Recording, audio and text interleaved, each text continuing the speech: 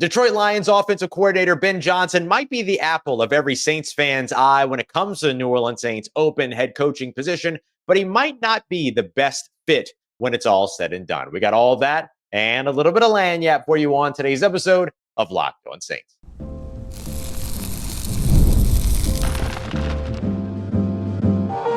You are Locked On Saints, your daily New Orleans Saints podcast, part of the Locked On Podcast Network.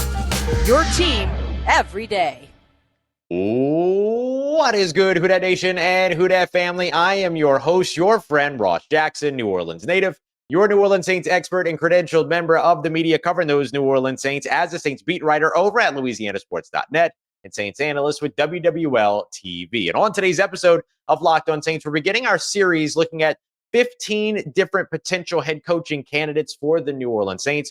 Over the course of the next 5 episodes, we're going to take a look at 3 coaches per day to make sure that you know everything that you need to know by the time that the offseason rolls around. Make sure you check out yesterday's episode where we dug into why Darren Rizzi is already making a big-time claim for his opportunity as the long-term head coach option for the New Orleans Saints. But on today's episode, we're going to take a look at 3 other coordinators that could become coaches. We're going to start off with why, or we're going to actually get to later on, why the New Orleans Saints should absolutely forego and avoid Kliff Kingsbury over with the Washington Commanders. We'll take a look at Aaron Glenn, the former New Orleans Saints player and coach who should be an absolute external favorite for this team. And we're going to lead off with the fan favorite in Ben Johnson, explaining why he might not necessarily be interested in New Orleans by the time that it's all said and done. That's what we got coming up for you on today's show. We appreciate you very much for making us your first listen and for being an everydayer here on the show, which is a proud part of the Locked On Podcast Network, your team every day. Today's episode brought to you by our friends over at PrizePicks. Go to prizepicks.com/LockedOnNFL and use the promo code in all lowercase LockedOnNFL to get $50 instantly when you play your first $5 lineup. Ben Johnson is the coach that everybody wants when it comes to the New Orleans Saints fan base. We're joined here by Matt Derry of Locked On Lions, and he's going to tell us right off the bat one thing in particular that the Saints might lack that could send Ben Johnson packing after his interview. Who's going to be the quarterback in 2025? What is Ben Johnson picking? I think Ben Johnson is going to go to a place where there's an established quarterback, where he doesn't have to start over with a quarterback, and he has a good one because he took Jared Goff, out of mothballs from LA with the Rams and made him into something. Now, this is not just Ben Johnson making Jared Goff a great quarterback. Jared Goff was really good when he came over. He just had come off of a couple of bad years. So, look, Ben's going to look at everything. He has turned down opportunities, including the Commander's job last year, and is going to be really, really selective. So if you're telling me it's Derek Carr, I'd probably tell you the answer would be no. Yeah. That seems to be the most likely. What if I told you it was Derek Carr for a year and then he got the opportunity to handpick his quarterback either in this year's draft or next? Well, I think money's going to play a factor. I think, like I said, the quarterback situation in the future is going to play a factor. I've heard some rumblings, and I've watched your show where it's like, are the Saints going to tear this thing down, or are they going to go into next year going, no, we feel like we've got pieces. Let's get a new coach in here, a new system, a new staff, and see where it goes.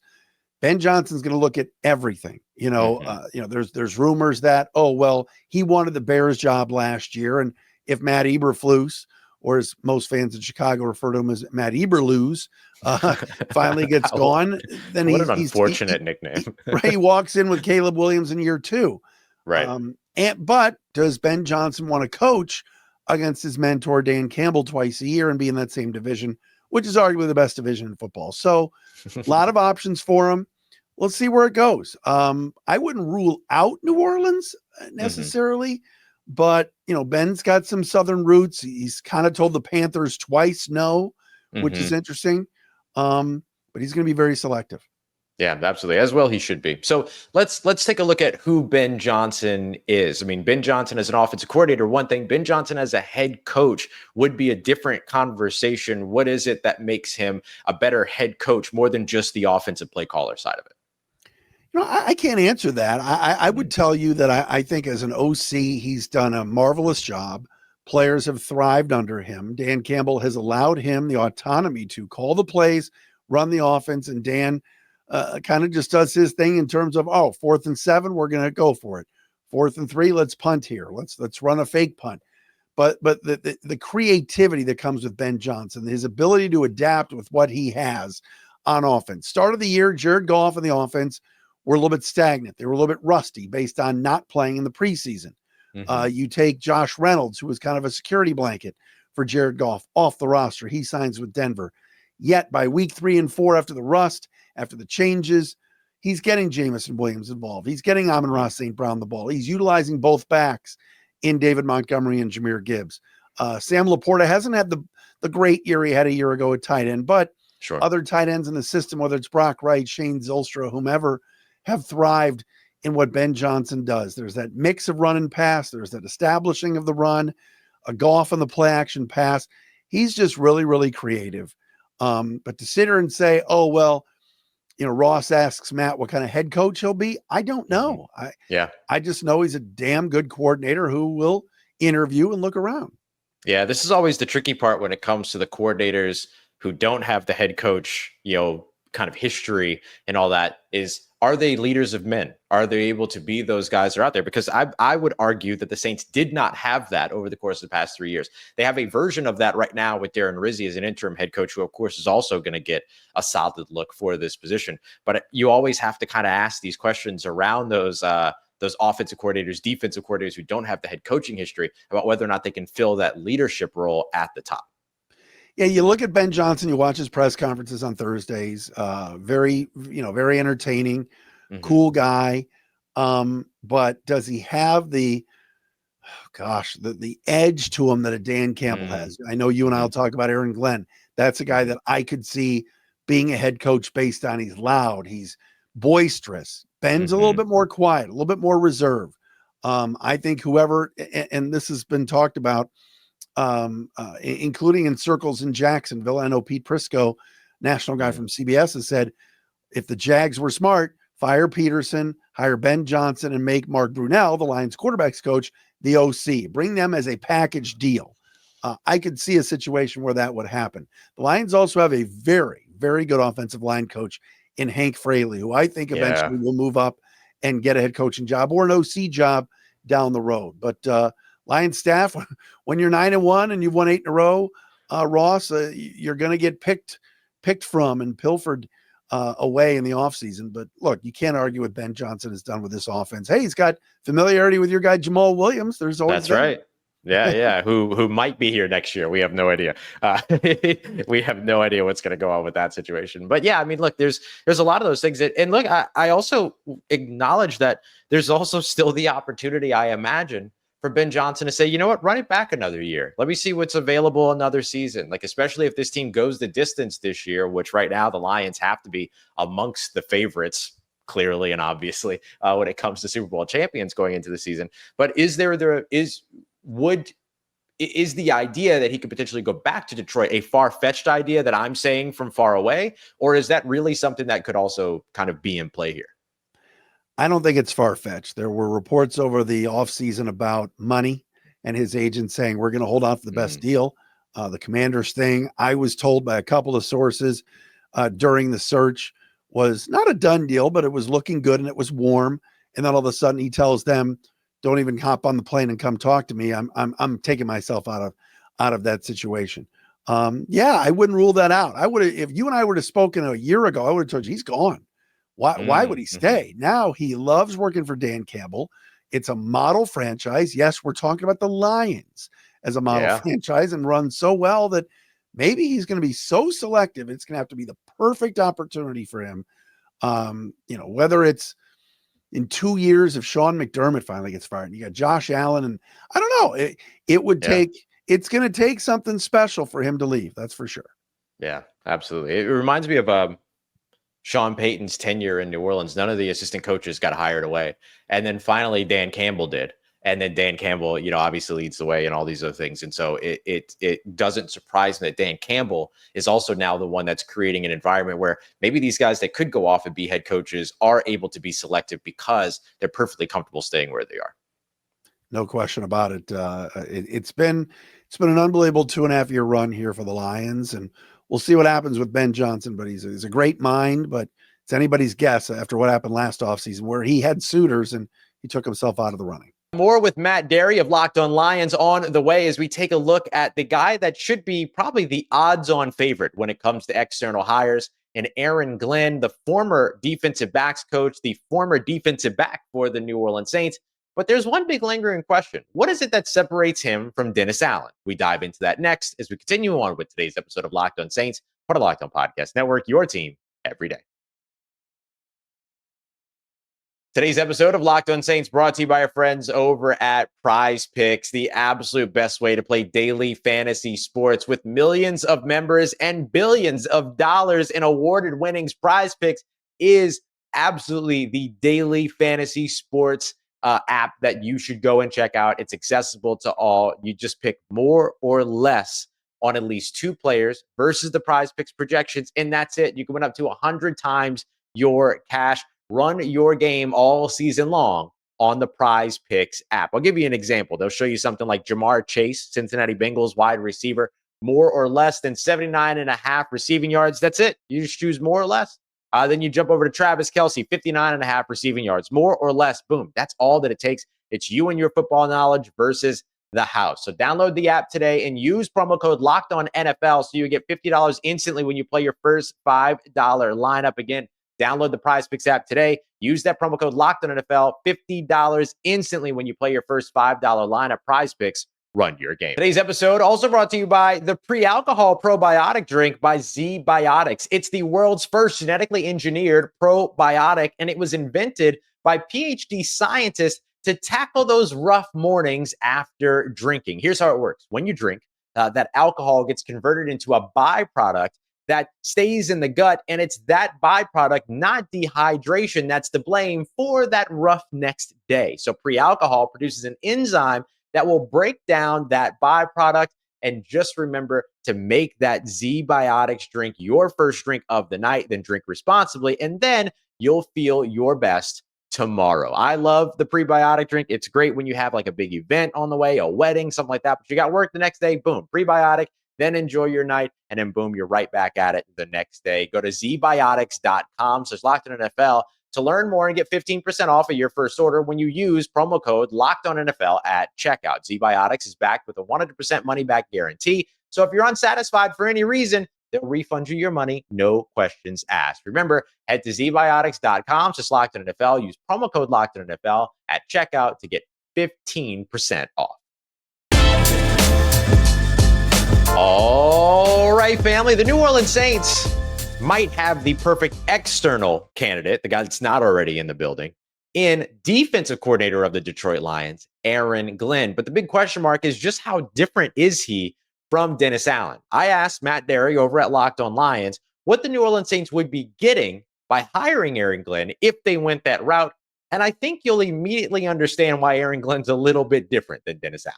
Fiery, swagger, toughness, and somebody who has taken a few poundings in Detroit and bullets in Detroit from fans, not literal bullets, you know what I'm saying? Not literal. It was a situation that the Lions defense just was not improving from the number standpoint. And even a year ago, a really bad pass defense statistically, yet made it to the NFC Championship game, and they were 30 minutes from winning it. But this year, you got injuries to Derek Barnes, Marcus Davenport, former Saint, John Kaminsky, Aiden Hutchinson, Alex Anzalone, former Saint. And yet, every week, they don't allow the other team's offense to do anything. They've given up 7 touchdown passes all season. And insane. You sit here and go, all right, who are the big names on that defense? Well, Kirby Joseph is having a great year and he'll be a Pro Bowler. Terrion Arnold's a first-round pick. Brian Branch, excellent, strong safety. Yeah. Hutchinson's good, but he's been hurt. You know, Lee McNeil's really good, you know, but there's not that signature all-pro guy not named Aiden Hutchinson. And that's a credit to what Aaron Glenn has done. Schematically, coaching these guys up, they play very hard for him. There was a poll taken during the season last year, best defensive coordinator or assistant coach on the defensive side that you'd want to play for. And the players voted for Aaron Glenn. It wasn't just Lion players, everybody around the league. He's just real likable, and it's time. I mean, he has made such strides with this defense from year 1 to year 4 that he's definitely going to get a look, and the Saints should absolutely talk to him. Yeah, I think that they will. I mean, this is somebody that they have a relationship with, that they've been established with, that's been on this staff before. Obviously, he went to Detroit from here in New Orleans, and he's built a defense that's very much like the one that the Saints have seen, maybe their most successful defense in their franchise's history with under Dennis Allen up until the last couple of years. The kind of newest version of that is what Aaron Glenn is doing over in Detroit, and he can clearly build a defense. I guess the big question is, similar to what we talked about with Ben Johnson, you kind of drew the delineation between the two as, yeah, maybe Ben Johnson can be that guy that's that leader of men, have that edge, but Aaron Glenn is absolutely that guy that has that edge. Yes, and I think that in a comparison with Ben Johnson, I do not think Aaron Glenn's going to be as selective as Ben Johnson. I think Aaron Glenn, as a former player, as a guy that is riding this wave, this defense is like I said, has not been this good since 2013 with the Ndamukong Suh and Nick Fairley duo. Right, so yeah. it's time. If he gets an opportunity, I think he's going, and good for him. He should. There are, as you know, Ross, in this league, there's an old boys club. There are African-American coaches that don't get opportunities. And I think Aaron Glenn would jump at the chance for a job. Now, he's going to make sure it's a good job. And again, because the Lions take care of him, because he loves working for Dan Campbell, he'll be selective too, like Ben Johnson, but I don't think as selective. Sure. He's just done he's just done great work with this defense because, again, I would say what starters has he worked with for 4 straight years? I mean, we're talking about Anzalone and Aleem McNeil, and that's it. Right. It's been a lot of different moving parts and rearranging the deck chairs, not on the Titanic anymore, but he's done a really, really good job, and the players love him. You were talking about how Ben Johnson and Mark Brunell moving as a package deal is something that would make sense. Is there a similar situation with Aaron Glenn and anybody from the defensive staff? I'll say this, Calvin Shepard is one heck of a linebackers coach. He is beloved in that room. I think that would be a nice wrestling match to watch Aaron Glenn and Dan Campbell fight over Calvin Shepard. Glenn saying, I want to take him, and Campbell saying, no, he's staying here as my DC. That's an opportunity. Calvin Shepard is a guy, former player, former linebacker in the league that the Lions, if they lose Aaron Glenn, they've got to hold on to. Really, really good assistant. They have had very good success with a lot of their assistant coaches, more on the offensive side than I would say on the defensive side. But that's another name to watch. Yeah.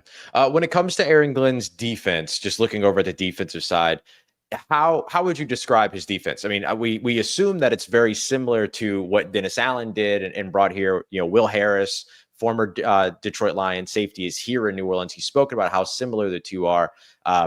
Dennis Allen's man heavy, blitzing a lot on third downs, very aggressive on third downs. What are some of the trademarks that highlight what Aaron Glenn does over on the defensive side of Detroit?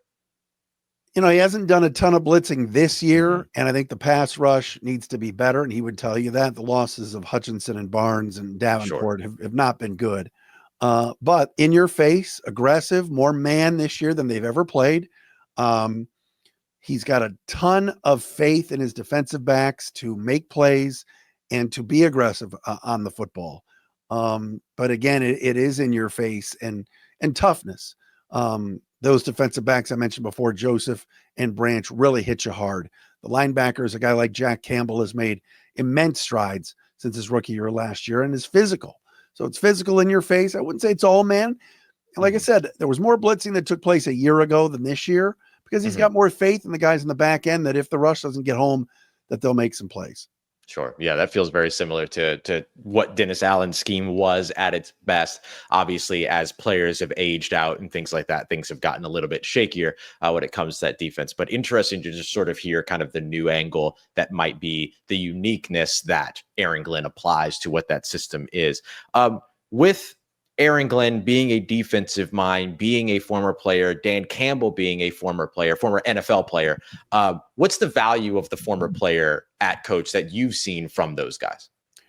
That has been a huge difference with the Lions over the last 4 years, and the ascension that they've made is that the players love playing for all of these guys that played in the league. I mentioned Hank Fraley before, Antoine Randall, Deuce Staley was on the staff as a former player. Yeah, right. Aaron Glenn, Mark Brunell, Campbell.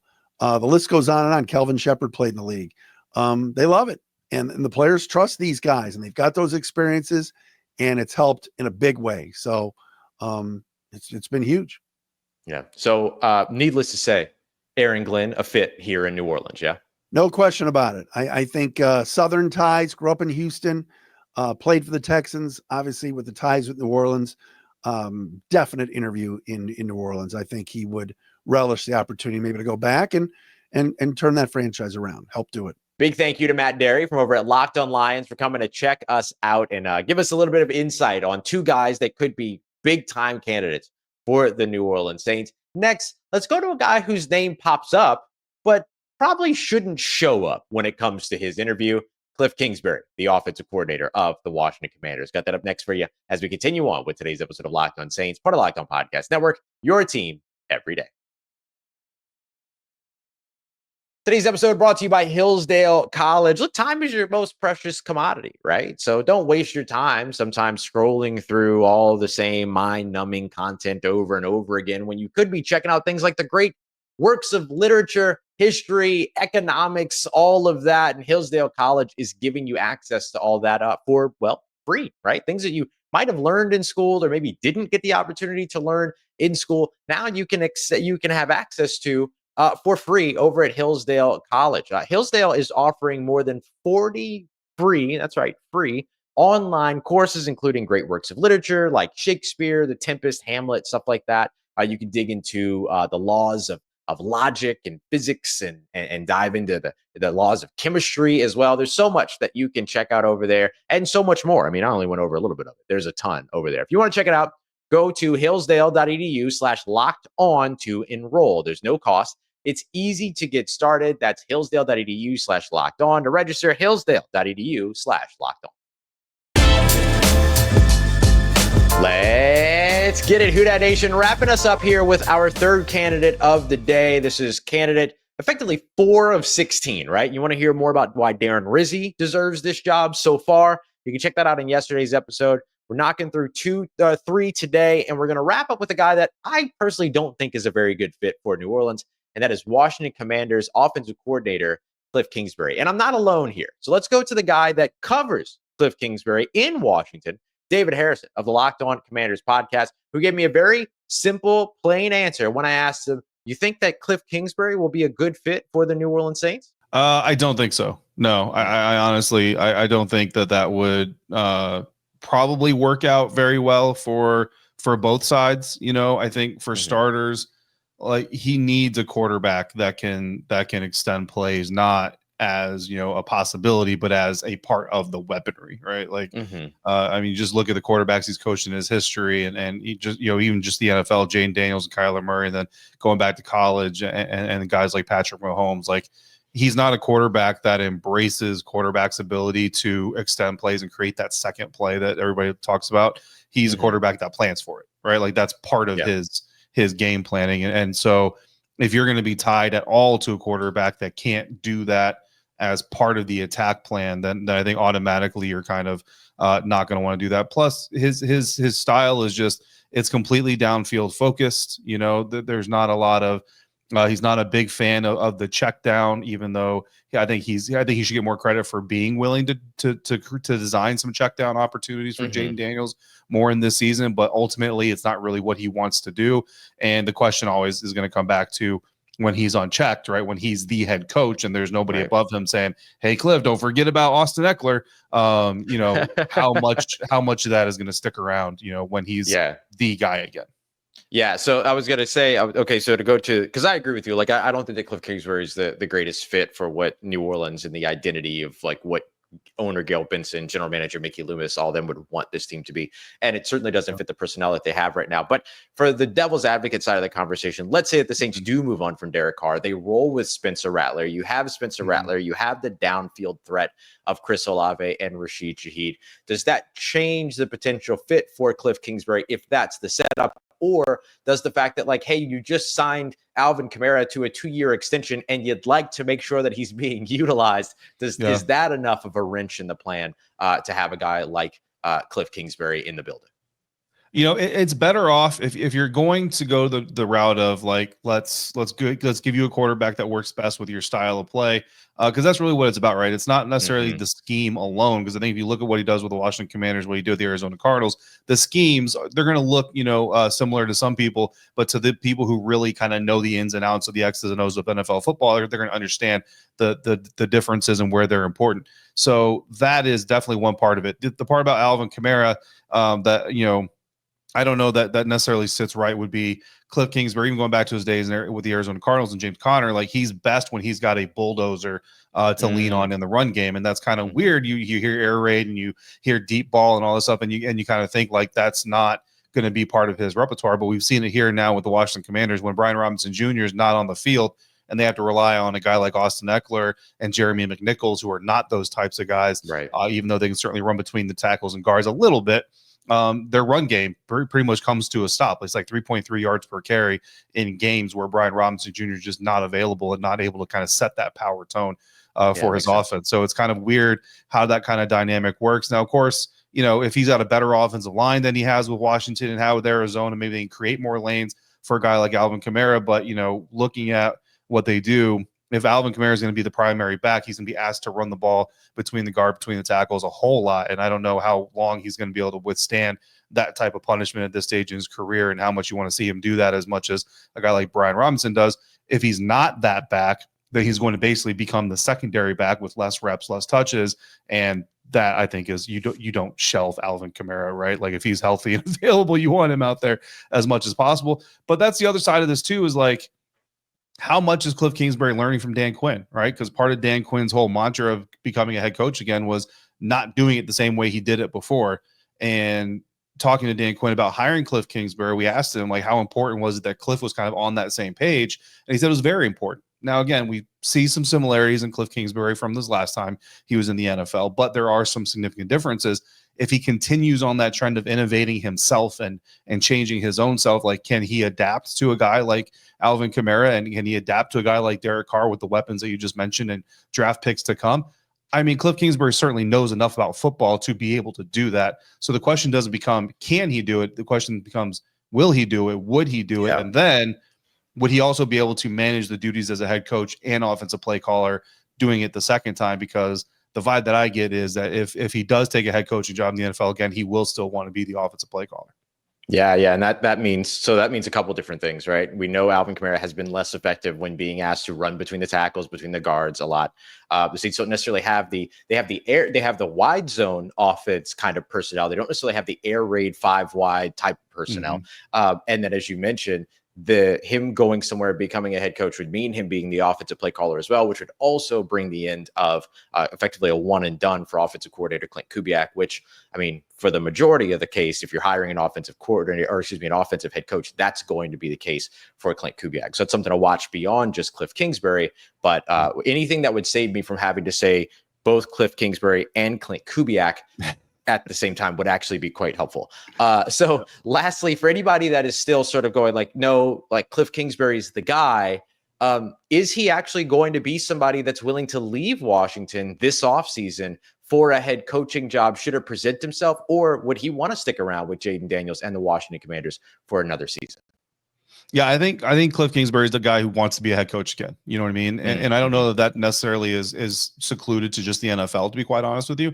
I think that basically he's a guy who's on the hunt for the right situation. And I would think that, again, going back to having the experience that he has, looking at what Dan Quinn is doing and looking at the experience that he's having and the success that he's having, it's all about the right fit.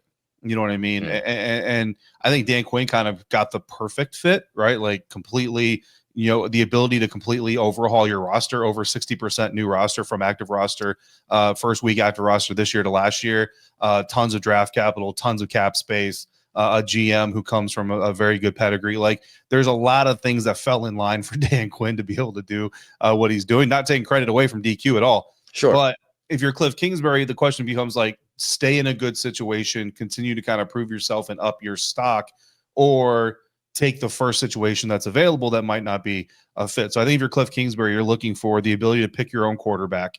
You're looking for cap space to be able to kind of reshape the roster in your eyes, but you're also looking for the GM that's going to fit what you want to do and do all those things. And then the question becomes, do the Saints, how's the Saints GM situation fit with what he wants and all those things. But I think that if you're Kliff Kingsbury, you're looking for the right situation, not any situation.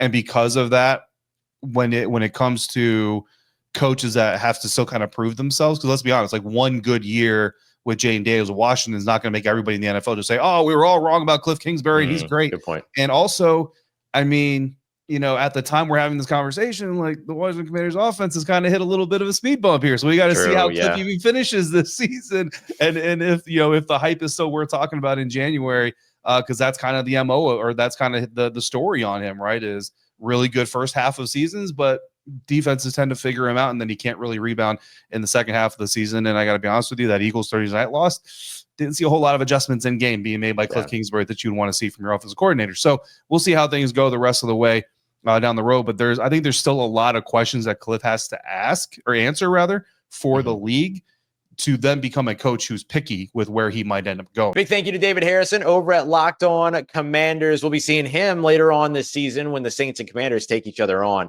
here in just a couple of weeks for crossover Thursday. Coming up tomorrow, we've got more head coaching candidates for you. 3 head coaching candidates every day leading up to coming back from the bye week. So hope that you're enjoying this.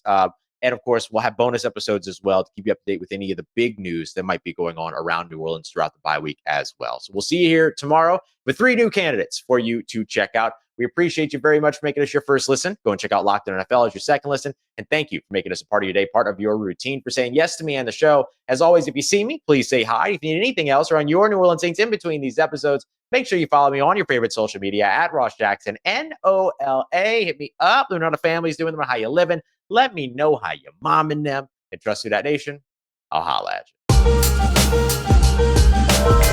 you.